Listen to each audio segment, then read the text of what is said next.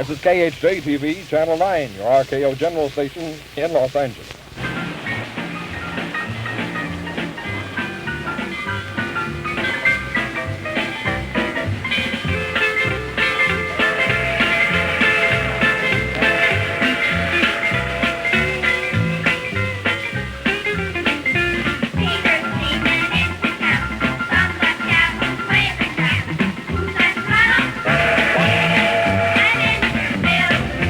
Engineers, this is Engineer Bill saying welcome to the Channel 9 Roundhouse. Hi, I'm Johnny Kay, and welcome to I Remember Radio, a creation of Mike Cunard and Billy Smith, a series of episodes to honor the people and places that provided some of our country's finest broadcasts.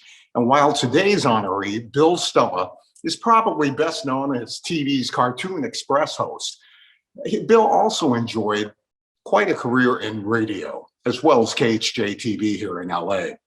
And to discuss both careers, we have three terrific guests. First, and in no particular order, is Craig Powers. He's the former program director of KFXM Radio in San Bernardino, as well as PD of KEZY Anaheim and Kick FM. He's currently the vice president of publishing and promotion for Curb Word Entertainment. Welcome, Craig. Hey, Johnny, thank you. Good to see you all. Second up, we have Daniel Brown. He's a Southern California native who was raised in Whittier and Long Beach. Daniel enjoyed a 45-year career in the media industry, including 25 years as staff photographer for Modern Maturity in AARP magazine. He also created a series of children's books and tapes for Tom Thumb Records. Daniel has co-produced 2 seasons of a reality TV show called Classic Car Garage. You've probably seen it. It's been on television stations across the country. He's produced children's TV programming for the LA County Office of Education and built Channel 46 in San Luis Obispo, California.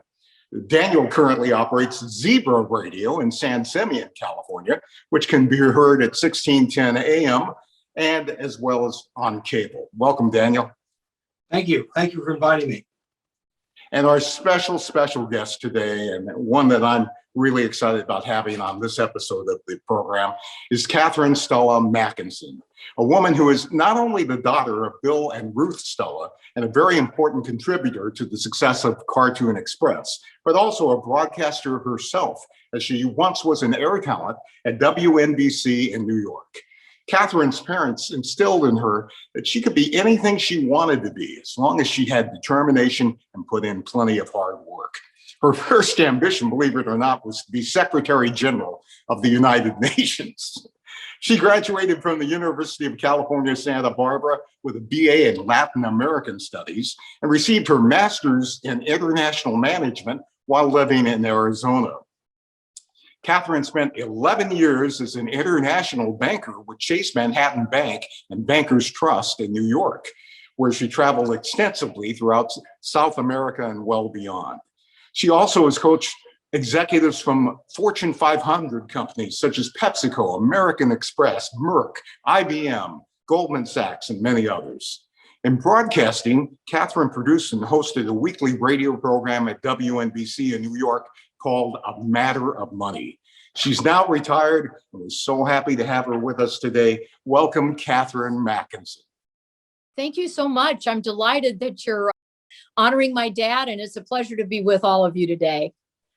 Well, he was a wonderful man, and we all appreciate him so much. We can't say enough good things about him. Hopefully, within this episode, we'll reveal to our viewers a few things that they didn't know about Engineer Bill.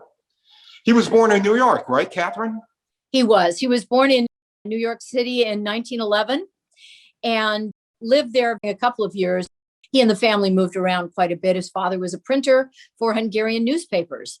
So they would go around to various Hungarian communities and provide those services there. And he went to KOA Radio in Denver, isn't that correct? In 1934, he first went to KFEL, which was a Denver station. And there's a great story about Dad wanting to get into radio. He had taken an announcing course and he was determined to get into radio, but there were no jobs. Remember, it's the Depression. And so he sat on the stairs of the entrance to KFEL.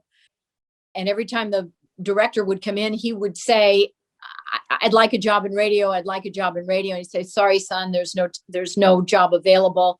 He sat on that step every morning at 6 a.m. for 2 weeks. And the gentleman who finally said, okay, come on in, it's cold. I'm not sure what they got Daddy doing, maybe sweeping the floors, but that's how he got his first job in radio. And that whole idea of persistence is something that he carried with him through his entire life and certainly instilled to me.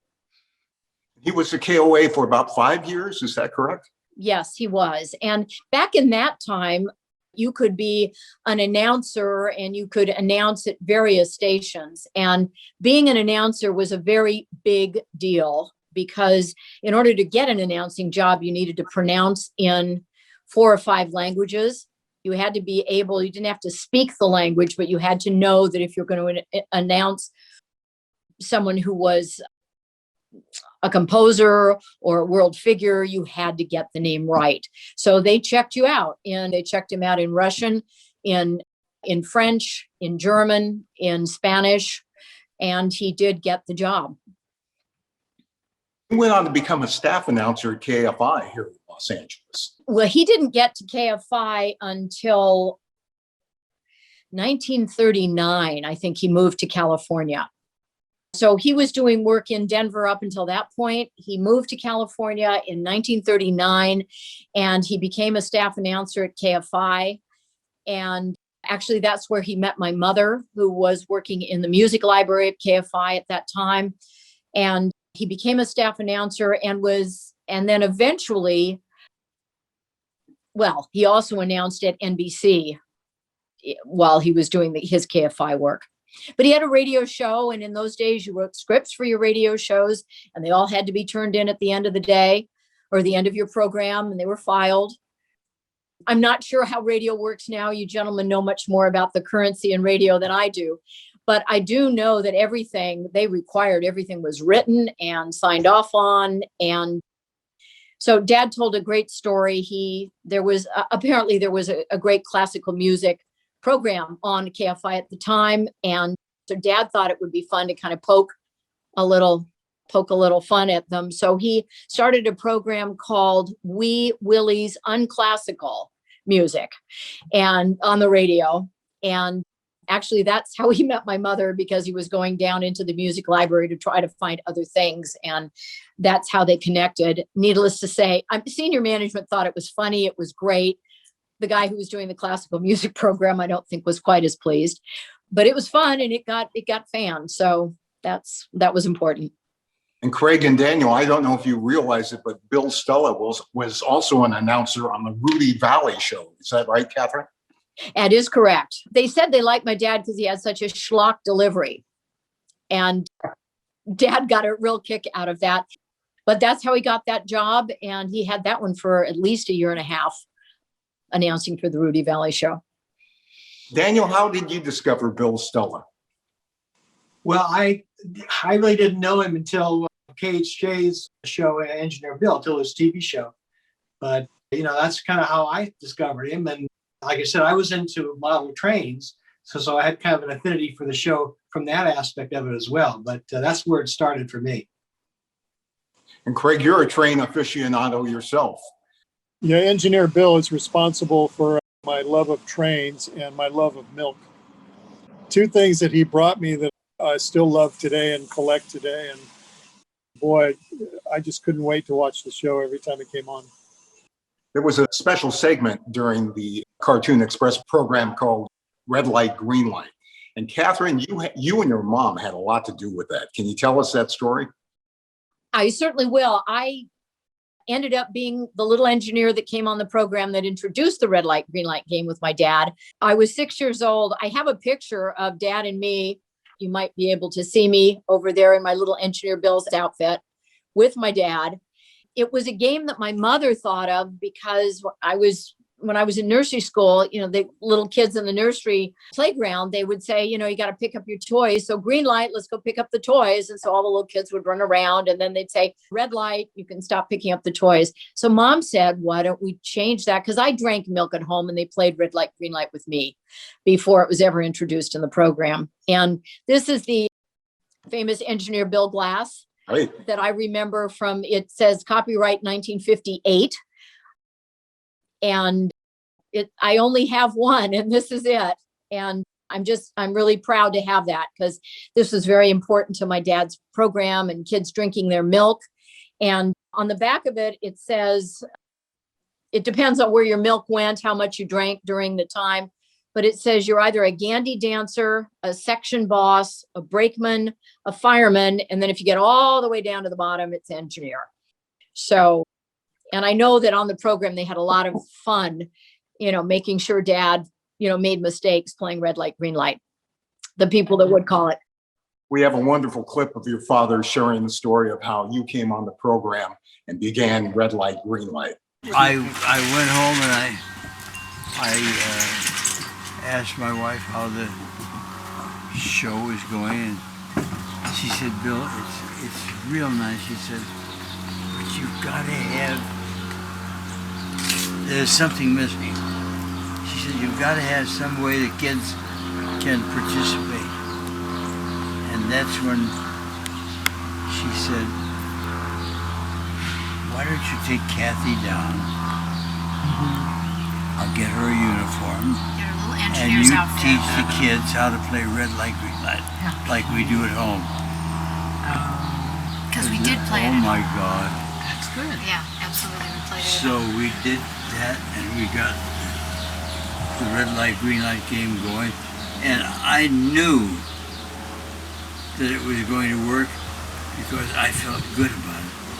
Engineer Bill began on December 13th, 1954 and continued for 12 years through July 1966. Is that correct?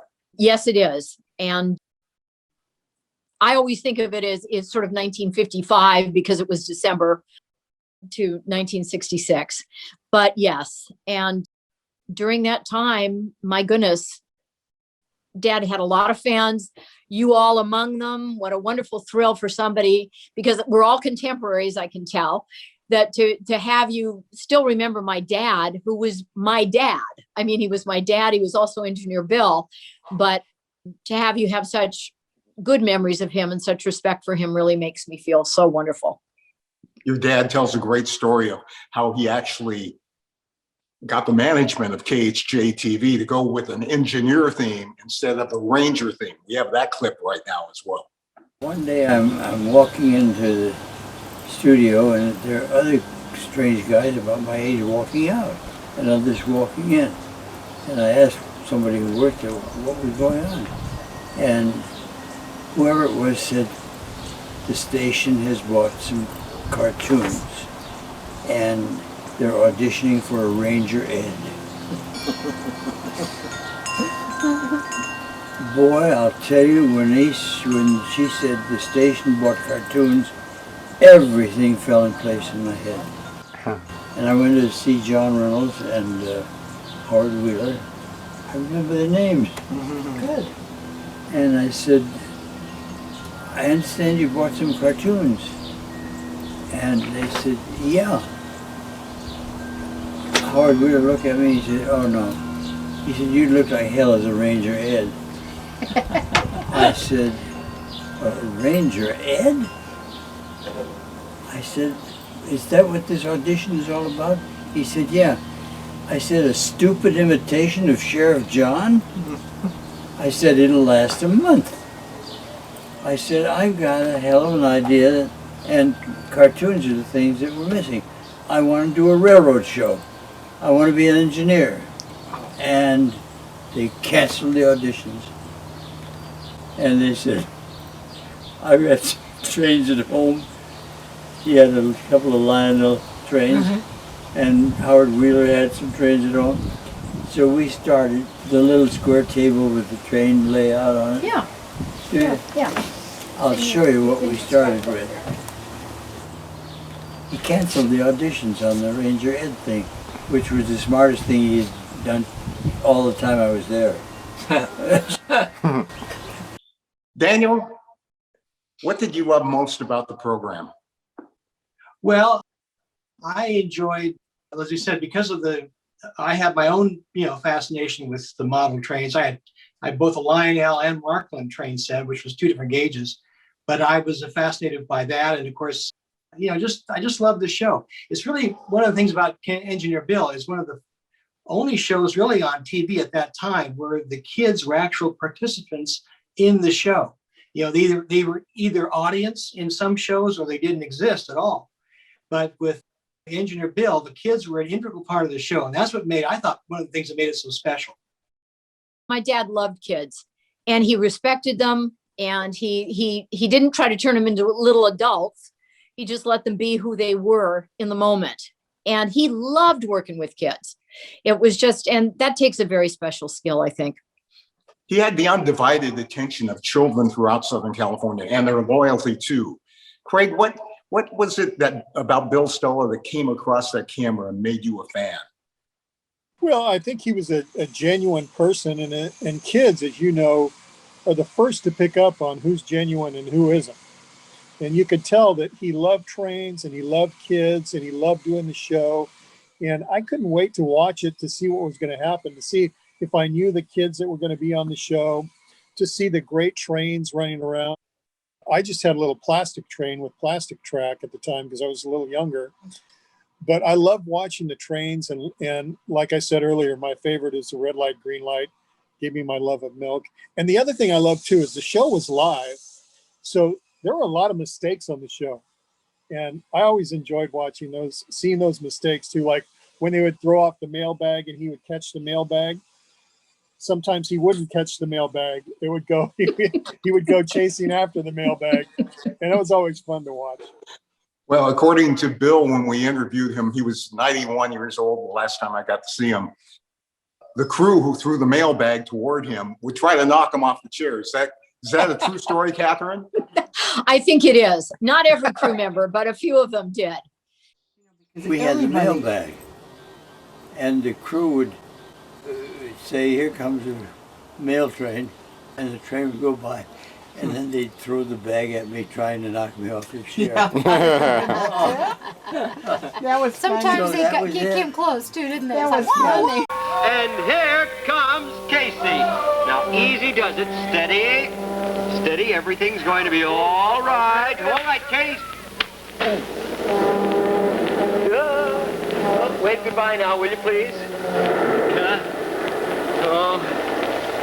No wonder that Fuzzy Bavasi didn't send me my contract this year. Yes, sirree. I remember one night also when Dad had this Little Mo, the bad habit buster train that used to chug its way up a hill. And then on the last day of the week on a Friday, the bad habit, whatever it was, would fall into the trash can. Tonight, boys and girls, we're going to try to tackle another bad habit. You know, there's a whole carload of these bad habit bandits. Some of us have a lot of them, some of us don't have too many of them, but if any of us have even one of them, that's too much. Now, I just want to tell you that you can get rid of those bad habits, even though it is an uphill fight.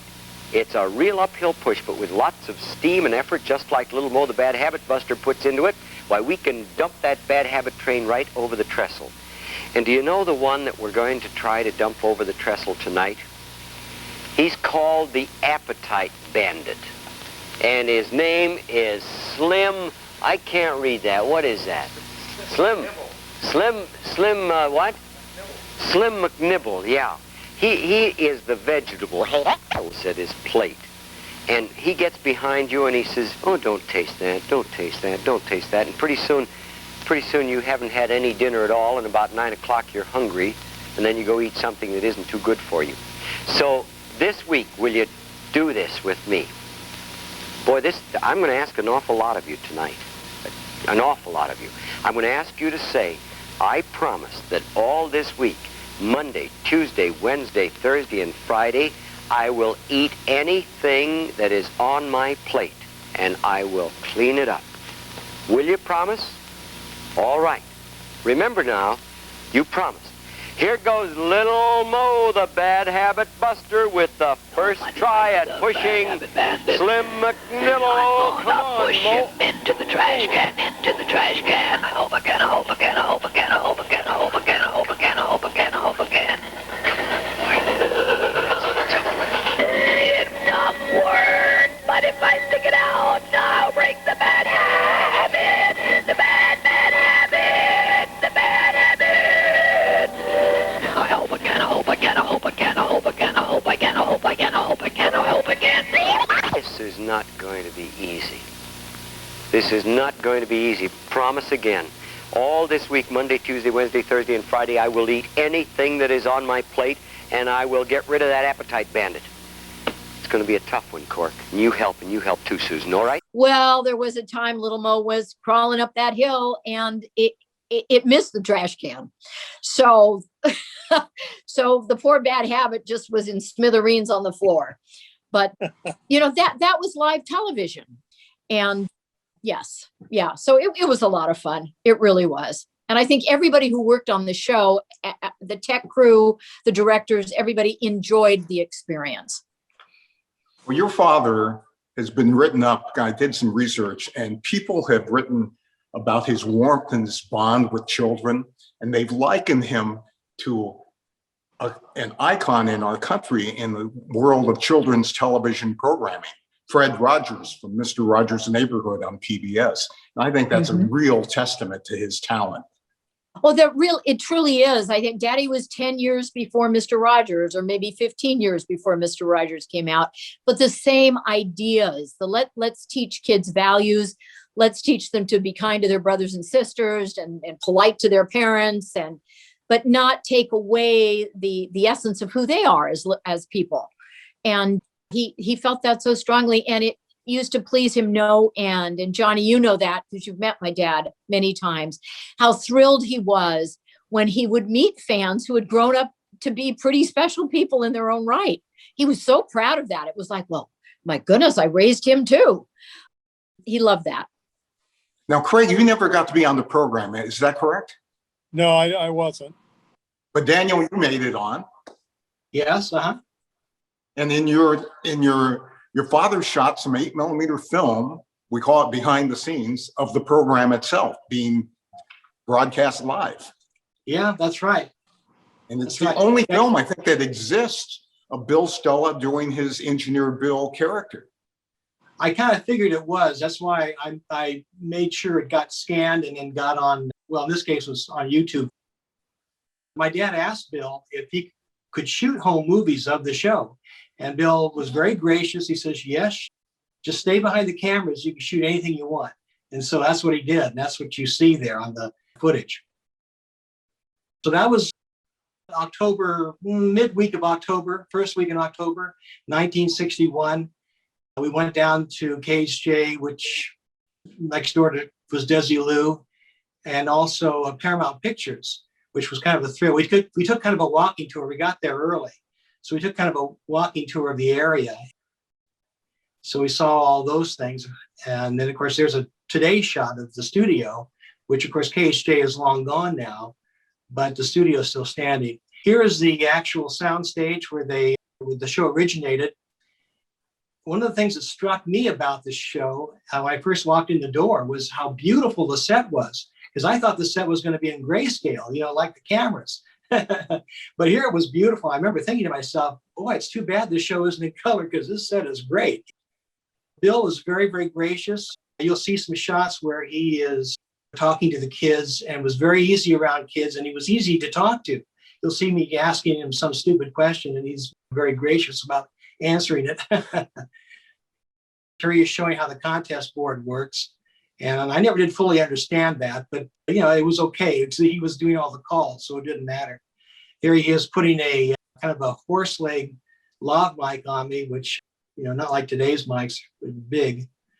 But anyway, so I'm asking him about the show, and he says, no, stay in your seat, or something like that. I don't know what he was saying, but it was a lot of fun. And of course, they were having some problems with one of the trains at the time. You'll see them lifting the set up. I guess they were doing that where they had a short on one of the tracks. But now here we are on the air. The segments were not that long. There were maybe 30 seconds, maybe less. Occasionally there was just a live break and then they went to a commercial or whatever. But it was that was pretty much how it was. It's wonderful to see this behind the scenes of Dad, and how wonderful. Were you scared? No, actually, the thing of it is, it was so quiet in the studio. It was like it wasn't even really happening. It was kind of funny. No, I was not scared at all. It was great. I thought it was wonderful. Oh, Another thing too, I asked my dad, because I was fascinated by television. I wanted to find out how TV was made. So I said, shoot the cameras, shoot the lights and so forth. Here's Ted Myers doing the red light, green light contest. Yeah. He just came in just for that segment. Then he left right afterwards. Never got a chance to meet him.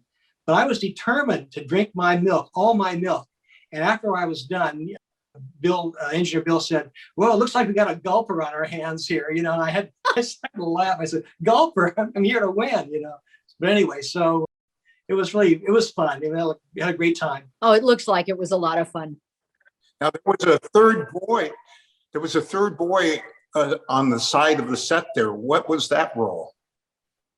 Yeah, well, you can invite your best friend. I had no best friend, just as a neighbor kid, but but yeah, you can invite your friend, and then he grabbed the mail bag and did some stuff, whatever, kind of a.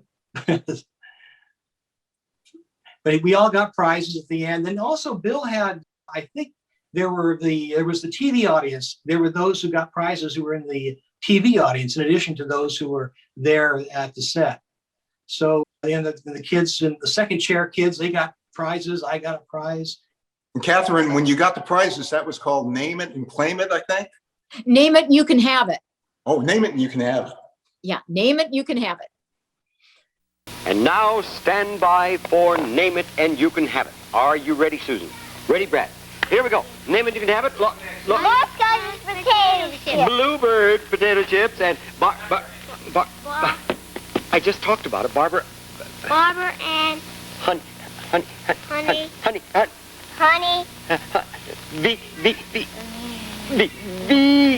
The Brad. That's right. All right. And Chucky.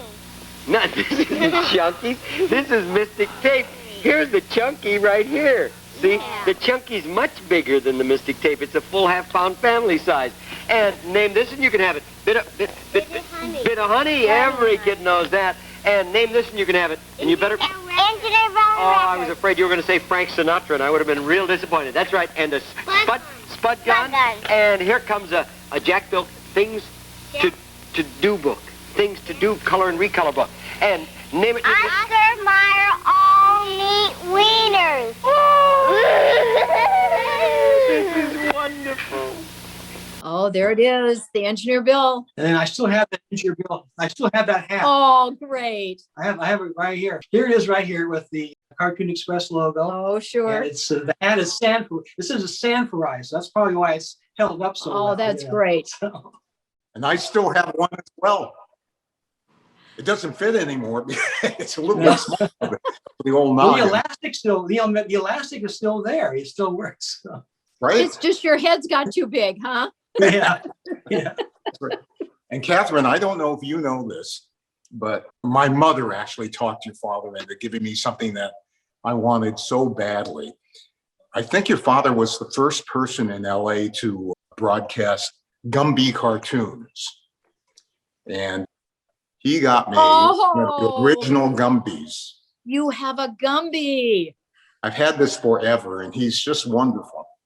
I wouldn't give him up for the world. No. Oh, how wonderful.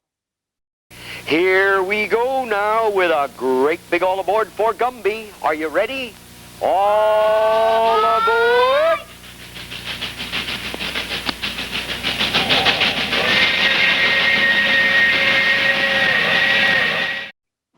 That's great. Now, Daniel, you mentioned in the video that you didn't get any makeup, but Catherine and I remember a big barber's chair. I remember getting makeup when I was on the show. Oh, really? No, they didn't bother with us. They figured, blemishes and all, there we were. They didn't bother with us, which was kind of interesting. But Bill, as you said, Bill spent time with us showing us how the game worked and so forth. But beyond that, they were pretty much busy with other aspects of the set.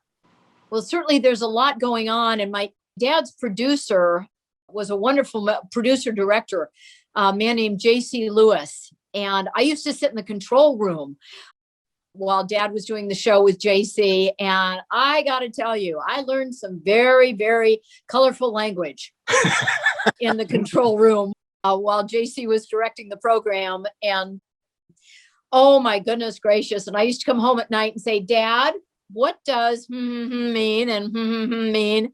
And he would say, oh, JC's been at it again, huh? And I said, yeah.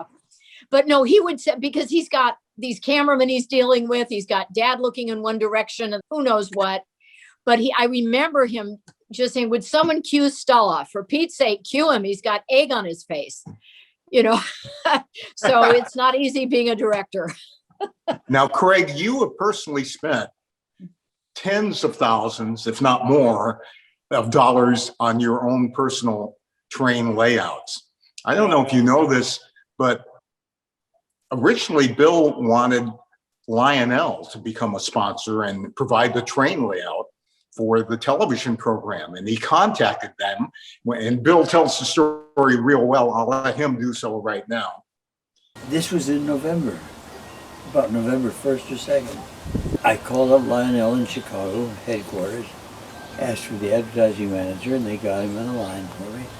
I said, I'm Bill Stella, I'm with KHJ in Los Angeles, and I'm starting a railroad show, and I need a train layout. And he said, Mr. Stella, he said, I can't talk to you now. He said, this is the height of our season. He says, call me in January or February. So I said, call you in January or February? He said, yeah, then we can talk. So I hung up, and I told him that I couldn't get a layout from Lionel. So we put together a train layout. That's what I started with. So, Bill, when Lionel turned you down or put you off for a while, how'd you end up with American Flyer? You won't believe this. The show was on the air 2 weeks, and I got a call from a man. He said, my name's Ray Losi. He said, I want to tell you, I think your show is real cute. Is there anything I can do for you? I said, no, who are you? He said, I'm with American Flyer. So I said, come in. And I told him when to come in. Ray Losi watched the show and he liked it. He was the salesman for American Flyer in this area. And Lionel wouldn't have anything to do with me. They didn't have time. American Flyer came through immediately. I said, I need a train layout. He said, how big? I said, I'd like 3-level train layout. And I said, I'd like it to be, I measured out the side, sort of about 8 feet long and 4 feet wide. He said, can I have 2 weeks? I said, oh yeah, sure. So he went to a man that sold American Flyer stuff in his store. He was also not only a store owner, but a man who could build things. And he started to build that layout, and in 2 weeks he had it delivered to the station. Wow. And he got 12 years of free advertising, for American Flyer.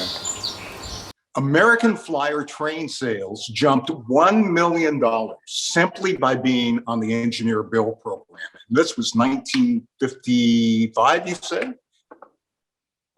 Yeah. And they were so appreciative, they gave your father a Volkswagen station wagon and had it painted up and mimicked a Union Pacific diesel engine. Isn't that correct? I'm not sure if they gave it to him or not, because I do remember the microbus as a kid. We drove around on the microbus before it was converted, but they certainly did the conversion of the microbus into a locomotive. And Dad used to take that to market appearances. We used to drive around the Southland in it, and people would honk and wave at us and things. It was wonderful. I don't know if it was street legal by today's standards because it only had one headlight on the front of it to look like a train diesel. Now, do you guys remember the big whistle? Yeah.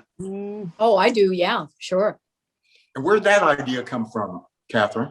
Dad wanted a game that he could take to his public appearances, his market appearances on Saturday. And that was one way he could get the kids involved. Well, he did something that no other children's host has ever done that I've witnessed. And that is, if you showed up at a supermarket or an opening of a store that Bill Stella was visiting on a Saturday or Sunday afternoon, he made sure he spoke to every single child that showed up to meet him. And he not only shook their hand, he looked at you and he talked to you and he wanted to know if you were okay. And that really touched the kid's heart. Well, when he first started doing appearances, I mean, this was new. He didn't quite know what to do. And apparently the first appearance was almost a riot because it wasn't very well organized. So he then eventually, he said, just like the Army, I had him line up in lines and I would go through the lines and, shake every little kid's hand or give them a prize or whatever it was. But the first time he said, oh my goodness, I had all these children running around and I didn't know how to get them in order. Even though it's a rainy Monday night, it'll be sunshiny on Saturday, and I want to talk to you about where I'm going to be. On Saturday morning at 10 o'clock, I'll be visiting with you at Bonds Market at 973 South Glendora in West Covina. That's Saturday, February 6th at 10 o'clock. And when you go to Bonds this week, be sure to look for this beautiful Stelber bicycle that is on display there, because it's going to be awarded during my appearance at Bonds. And this Stelber bike is one that any boy or girl would be proud to own, a real beauty. And then at 1 o'clock in the afternoon, I'll see you at Jay's Market at 4301 Santa Barbara Street in Los Angeles. That's at 1 o'clock. And when I come visiting, the big whistle is going to come along with me, and we're going to play it for some wonderful prizes. For one of you, there's going to be an American Flyer Frontiersman electric train set, complete with track and transformer exactly like Little Mo the Bad Habit Buster. And from Whammo, makers of the Fun Farm and the Draw Yarn kits, there'll be a Whammo home bowling set for the whole family to enjoy. From Voight, makers of fine athletic equipment, this Voight basketball and goal kit, and we'll have some moving tank target games. We're going to bring along some snap trains and snap plane airport sets and also some Cosman spud guns. And for everybody, there's going to be a taste of that wonderful, wonderful chunky chocolate. Delicious milk chocolate with Brazil nuts and cashew nuts and raisins. Chunky chocolates. So, come along, will you? And now let's get back to Gumby, huh? All aboard? Come on. All aboard! Oh, Susan, you're a big help. Now, Craig, you've done a lot of personal appearances in your radio career. Have you ever had a crowd quite like that with the little children that you had to entertain? Well, yeah, and that's the fun of doing a radio remote, is meeting the people who listen to you on the radio. And I didn't know that Engineer Bill had done those remotes. And I wish my mom and dad would have told me, because I would have loved to have gone to one of his remotes. He was so great on TV. I imagine live and in person, he was even better. And the other thing I was just thinking about when we were talking is, I'm sure a lot of kids tuned in for the cartoons on Engineer Bill, but not me. I tuned in for Engineer Bill. I could care less about the cartoons. In fact, the cartoons were an irritant for me. I couldn't wait for Engineer Bill to come back on and do his segment because I loved him. Yeah, I wanted to see the trains run. Yeah. Those shots of the trains were the best. And then that tri-level layout he had. I've seen your layout too, and you've got a pretty extensive collection too. The last I saw, you had the Disneyland Railroad up there in the garage, and that was quite extensive. And then you were working on an outdoor layout, and since I've seen you too, I built a indoor layout in a Quonset hut that is 50 by 100. So it's a pretty extensive layout. And now I have one location where I can keep all of my trains. Well, my love of trains came from watching Engineer Bill, that's for sure. Yeah. In fact, I went to one of his appearances, since we're talking about that, and I was lucky enough, everyone got a ticket and wrote their name or something, and he had a fishbowl and he threw it out. And the big prize that day was an American Flyer frontiersman train race. Wow. And I won. It currently is still operating, still smoking, and still goes around my little model of Disneyland, which is another favorite of mine. Wow. Your attention, please. The Disneyland Limited now leaving for a grand circle tour of the Magic Kingdom. All passengers board.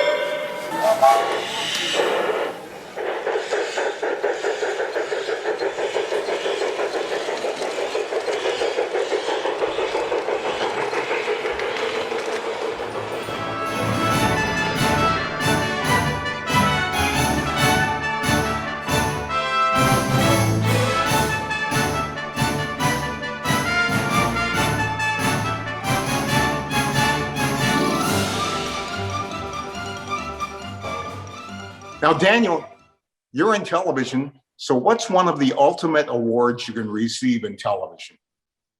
Well, I'm sure the Emmys. That's right. And Catherine, he has more than one, doesn't he? He does. He has 2 Emmys for the best in children's programming, 1959 and 1960. And another great compliment is the Engineer Bill Cartoon Express program spawned many other lookalikes. In San Diego, they had Engineer Johnny. And let's see, in Salt Lake City, they had the Fun Time Express. But there was nothing. Engineer Bill was the ultimate example of how to do this program and execute it. And I'm sorry that more and more people didn't see it. Yeah, it's a shame that more and more people didn't know about Dad. And somebody asked him at one time whether or not he wished it had gone national. And he didn't. For some reason, he was just very happy to have had his niche in the LA area. And that actually surprised me. I thought he would have said, yeah, it would have been nice. But no, he was very happy with the group that he met and the group that he entertained for. Now, Craig and Daniel, it would be very hard for us to give up our trains, our personal train set. But Bill was such a humanitarian. He gave up not one, but 2 of the layouts that were seen on television. He loved helping Children's Hospital, didn't he? And the City of Hope. Mm-hmm. Oh, that's so sweet. Wow, that's very nice. Yeah. And one of them, Yeah. Catherine, if I'm not mistaken, was on display. I think it was City of Hope, but I could be wrong. Until the 1980s, it was bringing joy to children. I believe that it was. Actually, I have a picture of Dad, of him giving the train to the City of Hope. You know the story about how he rented a train to go down to Duarte to deliver this model train to the City of Hope. The Christmas Express, wasn't it? It was. It was the Christmas Express. Share that story with everyone. Well, he took it upon himself to rent a train and to take a whole bunch of kids and their parents to the City of Hope. And the tickets, I think, were maybe $5 for the parents, $2.50 for the kids. And the train left from Union Station and just stopped where the train used to stop on its way to Duarte. And I have to tell you, my mother and dad were so concerned the night before. What if nobody comes? Oh. What if nobody shows up for this? Dad says, I'm on the hook for this train. And we want to get this train set down. Well, he needn't to have worried, because lots of people got on at Union Station. And then as the train made its way down to Duarte, lots more people got on it. So many, in fact, that they had to put an extra car on the train. Mm-hmm. So it's a lovely story. And yeah, God bless my dad. He did so many wonderful things. He was a very compassionate man, a lot of empathy, and he wanted the world to be as good a place as he could make it. And throughout his career, I think he was quoted one time as saying he had only been out of work 6 weeks once. In that business, of course, it's 13 weeks to 13 weeks in terms of contracts back then. And yeah, and my dad also was very, very instrumental in getting the union established. AFTRA. Yes, he was very much involved in getting that launched, because he really felt it was unfair that certain people, over time would not have the security in the job that they needed or a decent salary. Because your father could communicate so well across the lens and get through that glass and out of that TV set into people's homes, they had him deliver the news to children that John F. Kennedy, our president of the United States, had been assassinated, didn't they? Yes. And I remember how tragic that all was, and how my dad had to sort of explain to the kids what had happened in a way that, wouldn't scare them, but at the same time would let them know that something very tragic had happened. Because I think the general manager wanted him to go on at the last second to explain why Cartoon Express wasn't being seen that evening, because this tragedy had happened. Aha. I believe he came up with that off the cuff, and it was so sincere, and I saw it live, and it meant he did a wonderful job with that. My dad was very, very good. He could ad lib very well. And I think his radio days, when, everything was just very precise. I mean, you had 15 seconds, you had 10 seconds, you had 5, you were out. And he knew how he used to joke. He said, you know what? They tell me I've got however many, they've got a minute. I can go out, go to the bathroom, get back, and just have enough time to put everything, in where I'm supposed to be back on mic, because he knew his timing very well. Yeah, Craig and Daniel can attest to that. I'm sure we all learned how we can handle things in 60 seconds being in radio. True. Now, during one of your father's appearances, he came out. This is where I first got to shake his hand, and it was just amazing. It was an event that happened every year in Hemet, California. It was called the Farmers Fair.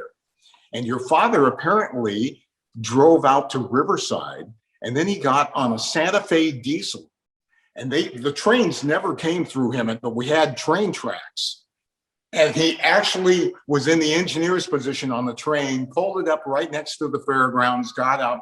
There were so many kids waiting for him. And I remember some of them would take a handkerchief, because it was hot, and put their ear on the rail to hear if the train was coming soon. Oh, wow.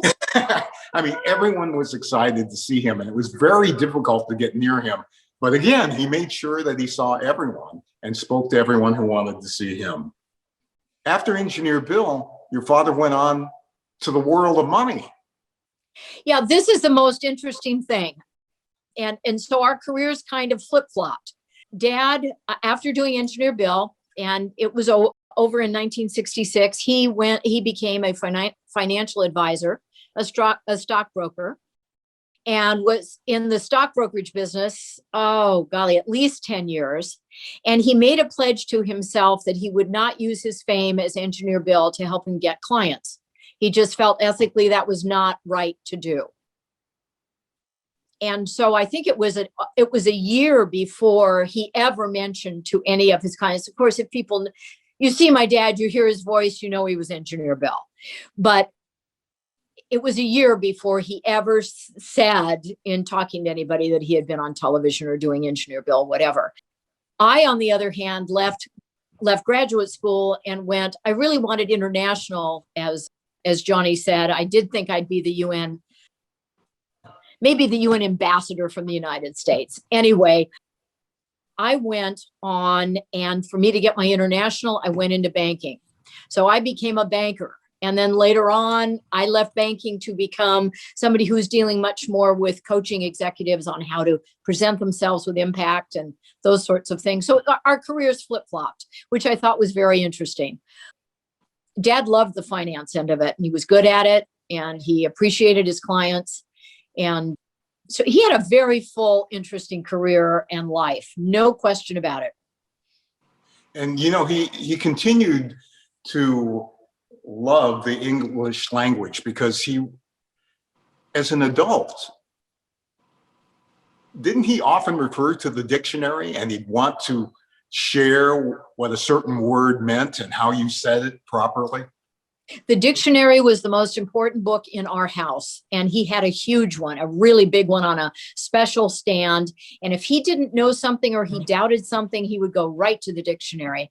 And having worked so hard as a younger man to learn how to pronounce foreign words properly, he got so much more out of a dictionary than I think the average person does.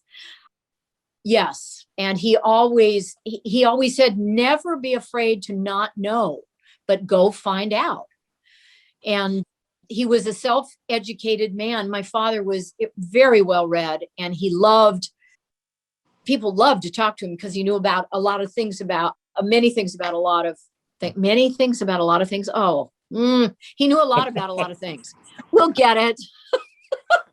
He knew a lot about a lot of things. I'm sorry. Now, Daniel, do you have any memory of when the program left the air and what that meant to you at that time? Well, no, not really. It's just, it is a surprise. It was a shock. One day it's here, the next day it's gone. That's kind of how it is. I don't have any just memories other than the fact that I did miss the show. I did watch it religiously. Every day, 5 days a week. And so it was a loss, but I just figured, well, that's how television works. It's a cycle, shows become popular and then something happens and they go off, I don't know what else to say, but it was a disappointment, but it's like, well, that's the way it goes.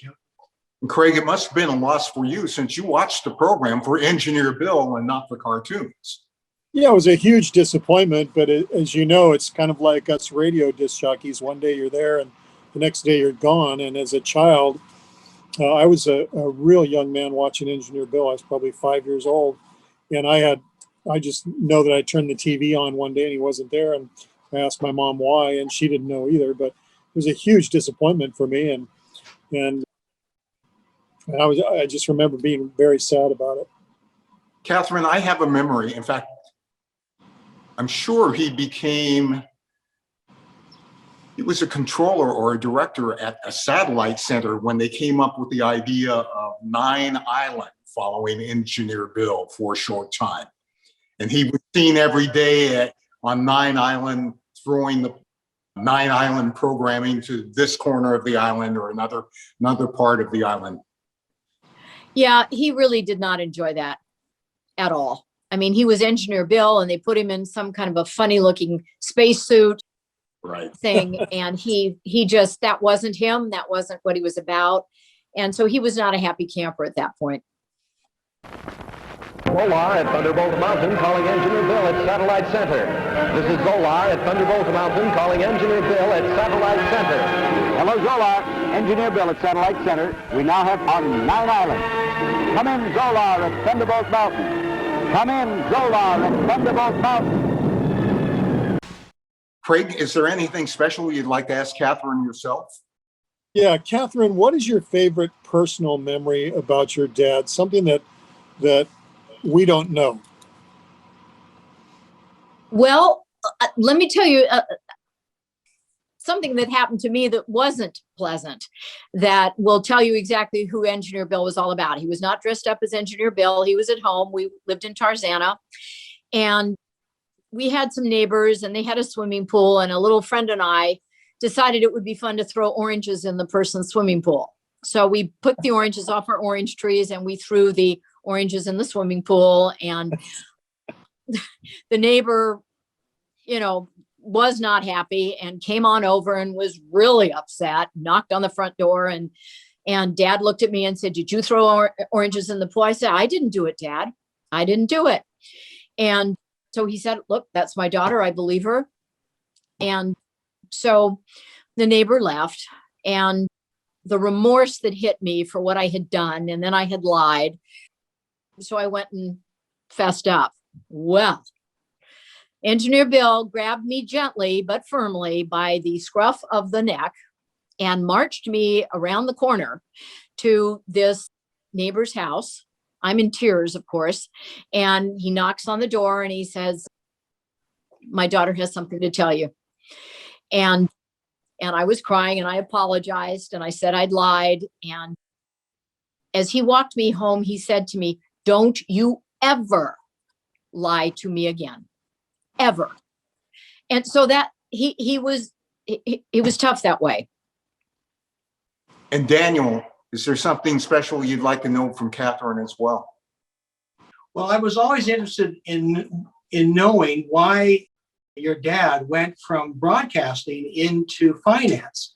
I mean, I would seem like he was such a natural, so wonderful as a broadcaster that he would kind of stay with that. But why did he go into finance? Dad had always been interested in finance. He was interested in investments in his private time. And I think there was an opportunity for him to kind of step into something that would be very different from what he had done before.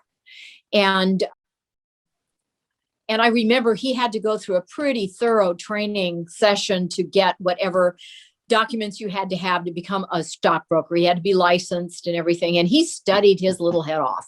He really worked very, very hard to learn everything. But, it's the same warmth that you felt over the TV that he was able to describe to, or to be with clients who needed and wanted to talk about their money.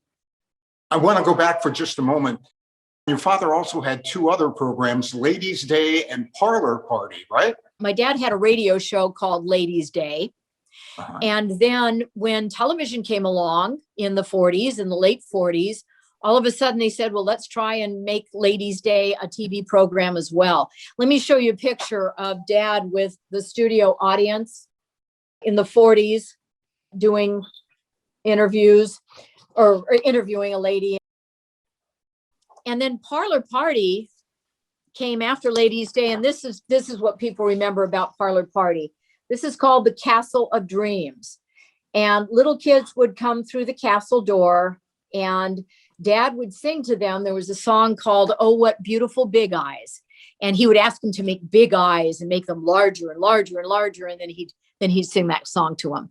So, and there's something else I wanted to show you that I thought would be fun. There weren't a lot of TVs in LA in those early days.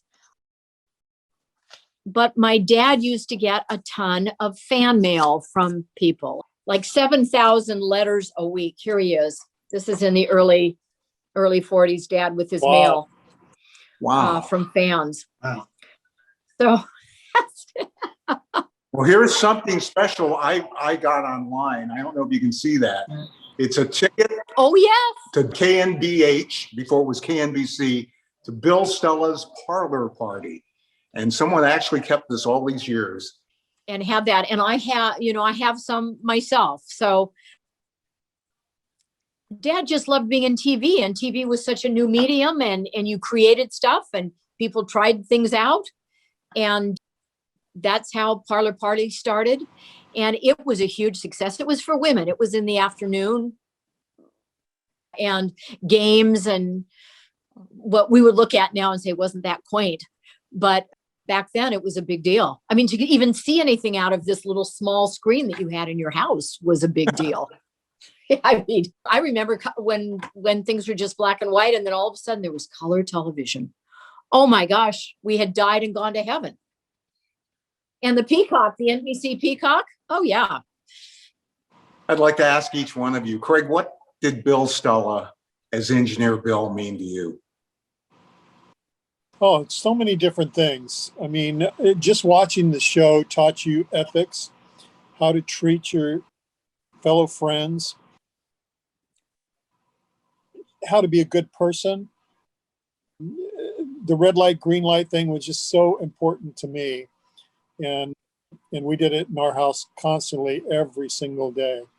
And it just taught you so many things. It was just a pleasure to watch. And there wasn't anything else on TV like it, where you could see your favorite thing, trains, and then watch Engineer Bill communicate with other children your same age. It was just wonderful. It's great to be on this call because it's brought back so many great memories for me. So thank you for having me on. I was just a huge fan of Engineer Bill, and I still am. You underscored that he believed in morality and telling the truth, and that those two things combined would make life fun. And he certainly brought that to us. Daniel, how about you? What did Engineer Bill Stella mean to you? Well, he was just such a warm and very wonderful, reassuring presence. I mean, his personality really came through on that show. And having met him when I was doing the show that one time, that was genuine. That was him. What you saw was the way he was. And in fact, it increased my appreciation for the show later, because it's like, yeah, that's exactly the way he was when he was talking to me. So I always appreciated that about Engineer Bill, about Bill Stella. Well, for myself, he was a father figure in a kid's life that needed one at the time. And that meant so much to me that I could never, ever pay enough respect toward him. Catherine, how do you think your father would like to best be remembered? Oh, I think that he did the very, very best he could with every opportunity that came along for him, and that he had integrity, which he did. What you saw on TV was exactly who he was in person. That's exactly who he was. And there was no turning the switch on and off. That he made the world a little better place to live in, I think, is what he'd like to be remembered for. And I know he is remembered for that. There were two people who worked at KHJ along with your father. One was Wayne Thomas, known as Freight Train. Yeah, try to say that fast once. Wait, I can't say it. And the other was Ted Myers. Yes. So tell us about them as well. I know more about Ted than I do about Wayne Thomas. I know Wayne doing, red light, green light many, many times. And he loved to trick Dad and get him. And if I'm not mistaken, he was the one who filled in for Dad on occasion when Dad went on vacation. All right, here we go, Freight Train. We are ready to play. Boys and girls, wherever you are, think. Let's beat him tonight. Did I get the sign Friday? I forget. Was I here Friday? Friday. Yes, I was here. I didn't get the sign. Green light. Be ready. Red light. How are we doing down there? Red light. Up. Up. Green light. We're going to catch you like green light. Red light. Green light. Red light. Oop. Hey, we're one step behind there. Man. Hey, well occurred. No, I'm all right yet. Are you? Well, yeah. Well, a delayed action there. Take a slow switch at the crossing. Green light. Green light. Red light. Whoop. I don't know about tonight. Monday night's usually my lucky night. Red light. Whoop. Green light. Red light. Red light. Green light. Green light. Red light. Red light. Green eyes. Oh! Well, I've been sick. A little bit sicker tonight. Green eyes. Green light. Ready. Red light. Okay, you did. Well, I admit it. Go. I couldn't deny that one. The real bell for Corky Kemp. The real bell for Susan Ivers.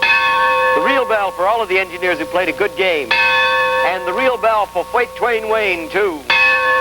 And the lead bell for me and those who missed. Pow. You notice I don't spare myself on that lead bell. I just bang it as loud for me as I do for you.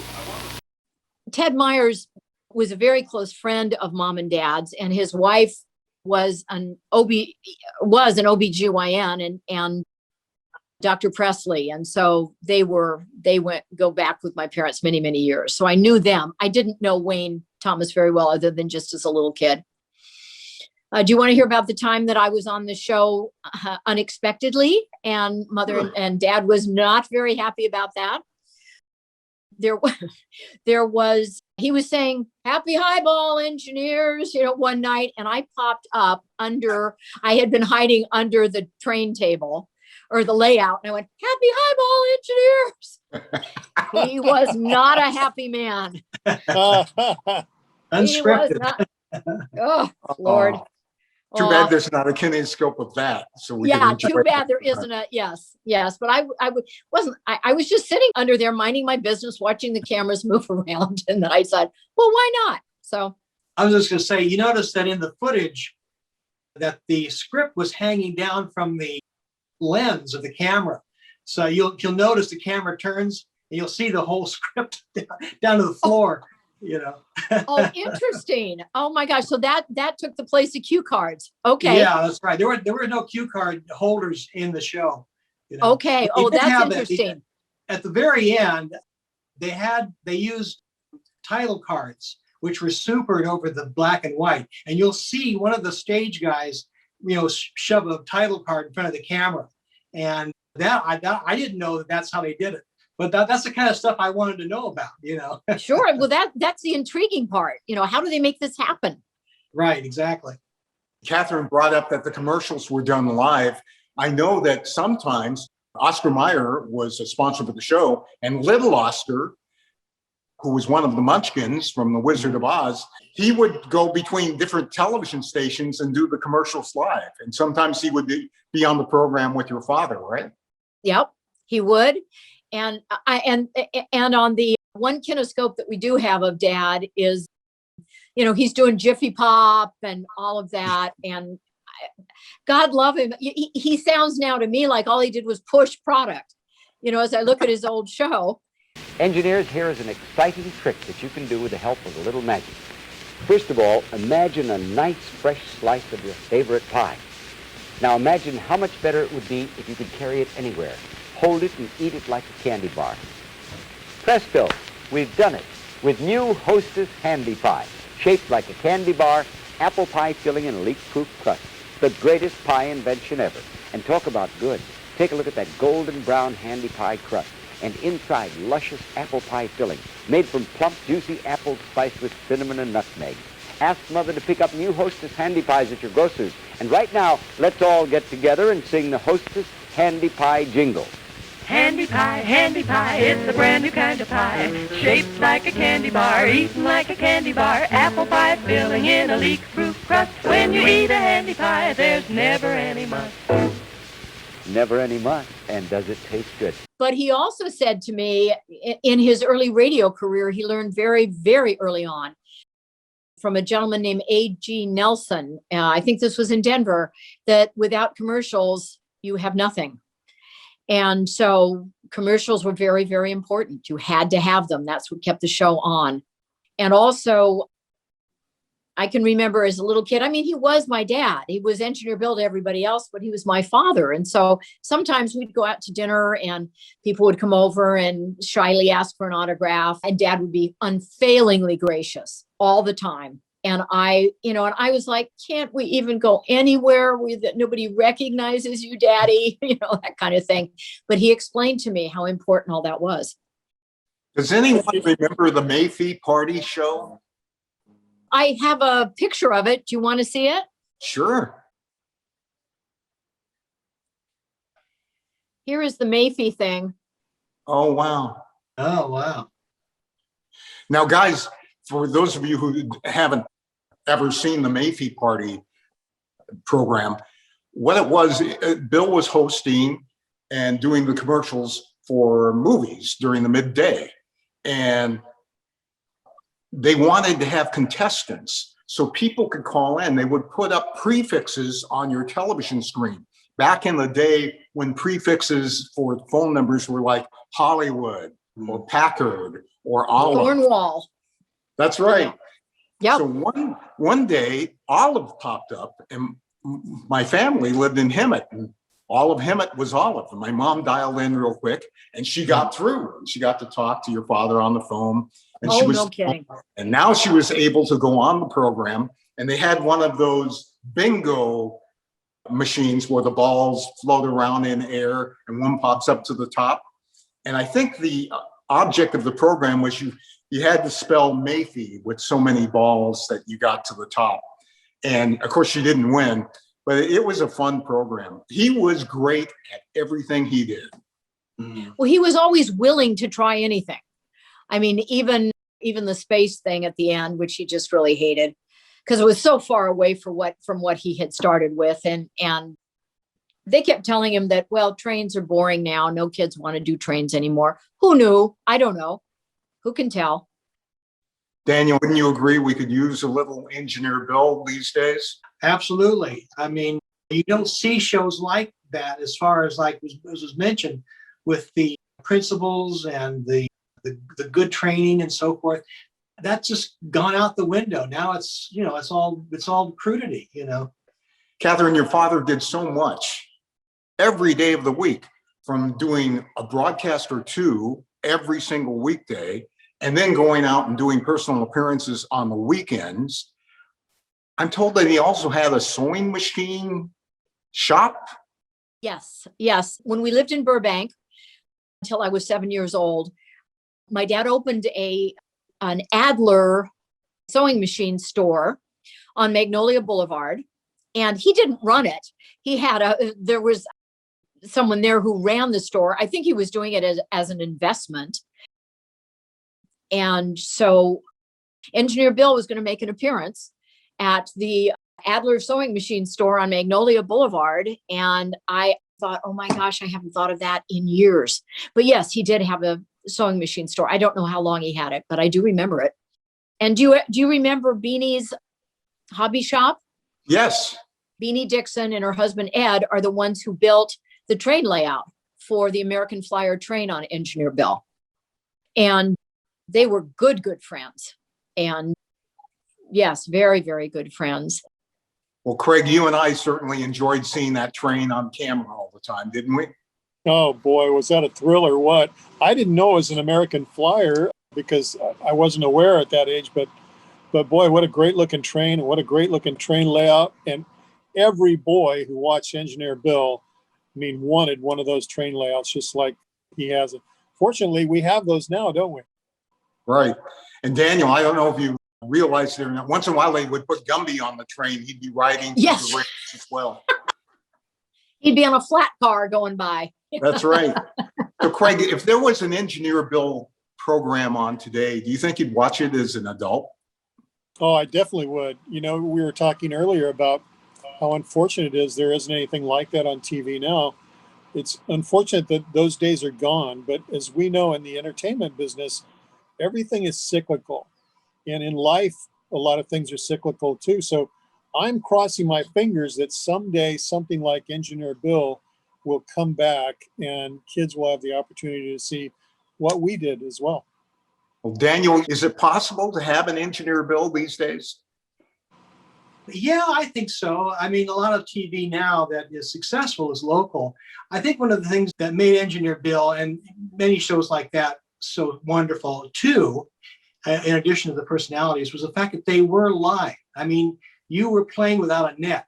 I think live TV would do well, like a show like Engineer Bill. Now, the only problem is that people today are so cynical that kind of show, you have to kind of get beyond the cynicism. Like I said, the idea of the principles and the idea of fair play and so forth, things that the things that Bill believed in and showed in the show. You have to kind of get beyond that, with people. I think it's possible. I really do. Well, let's hope it can one day happen. There it is, the original uniform. There That's it is. great. Hey, you've kept it all these years, huh, He did Bill? a panoramic shot. He went down to my feet. Good. You gotta be sure. Yeah. That's great. Yes. It's good to be remembered. That's all I can say. Well, I think it's only befitting that all of us leave this episode of I Remember Radio with the typical Bill Stella sign-off, which is Happy High Ball Engineers! Right-o!